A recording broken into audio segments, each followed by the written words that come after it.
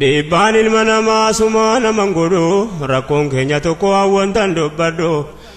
qaydii nama garii homaatti milladhu abadan rabbitti sani madhu sinaaf qajeelchuu hanqaniin kadhadhu ankeessaan rabbii kootti wantan itti madhu qabaan kee jabaadha hanqaniin sodaadhu akka waa hundarraa si qofa sodaadhu akkan karaa kee irratti millaa jabeeffadhu akkan galaase biratti guduunfadhu akkan najaa argadhu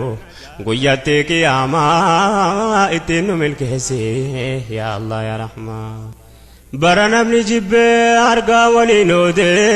naannoodhaaf beekumsaa firoomaa wal qoode khayrii wal doynoomee sharrii waliif qoode qawmii baay'ifatee ibliifni gammade kijibni dhugoomee akkiin taa'ee gadde bareenni fokkisaan bareede muumin afaan dhabee sheeyxaanni baroode bishaan tudee botaa ibidda dhaamotaa sobatu miyaahee dhugaan nama goode yaa rabbi reekeenya maaluma nu qoodde maaltu dhufa boodde yaachiftuudha jamaa ittiin nu milkeessi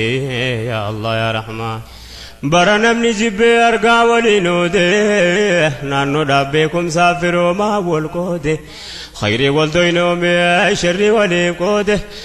qawmii baay'ifatee ibliifni gammade kijibni dhugoome hakkiin taa'ee gadde bareenni fokkisaan bareede muumin afaan dhabee sheeyxaanni baroode bishaan tudee botaa ibidda dhaamotaa sobatu miyaahee dhugaan nama goode yaa rabbi reekeenya maaluma nu qoodde maaltu dhufa boodde yaachiftuudha jamaa ittiin nu milkeessi yaa Allah yaa Rahmaan yaa rabbi nu badhaafte diini islaamaa ittiin nu milkeessi yaa Allah yaa Rahmaan ajab jiruu duniyaa homaa ajaa'ibaa hundinuun fifeegaa hundinuun ta'abaa gariin akkii dhaabaa kaan akkii dadhabaa yoo qalbiidhaan laallee wama nama dhiba waa lama bitatee gurgurata gabaan lamaan sun jannataa yookaan ni azaaba meeshaan rabbii jabeenya lachuu gabaa qabaa azaabnis tolaa miti taabbachuu qabaa waan rabbiin dhowwe hunda hojjechuu qabaa kunoottuma jirraa yaa dheeraa gabaabaa jireenya bal'ifachuu cunqursee walleeba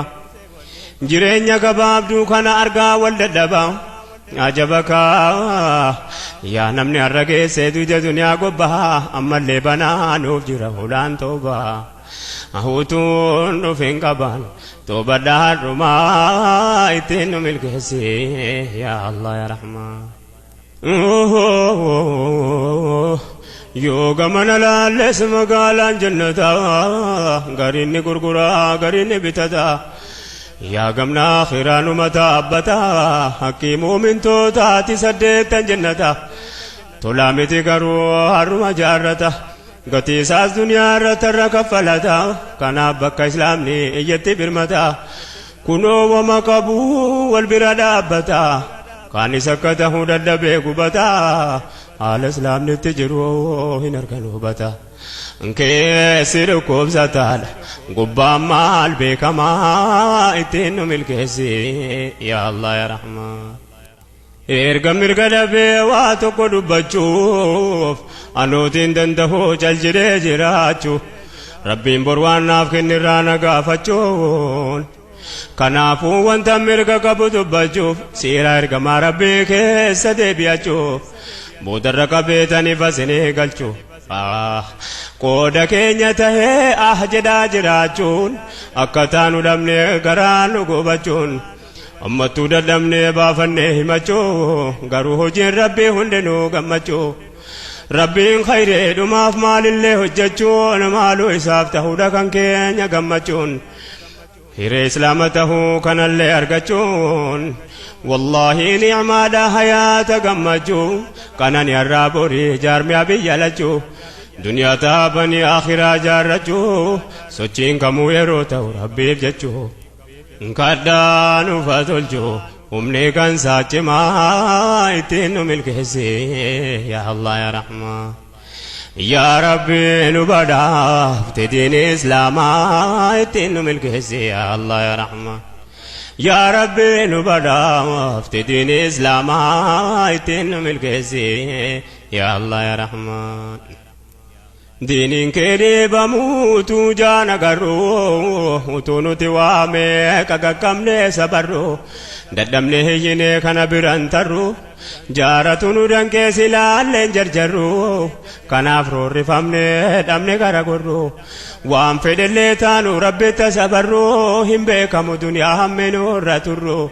ربو مانو كداين نو غرغارو ركو ديني كيسا كما سبرو يوني تبادلو كني وان خسارو إلى الله فافرو موتي أردي في سماء تتنو ملكسي يا الله يا رحمن دينين كريبا موتو جانا غرو وتونو توامي كاكامني سبرو ددمني هيني كان بران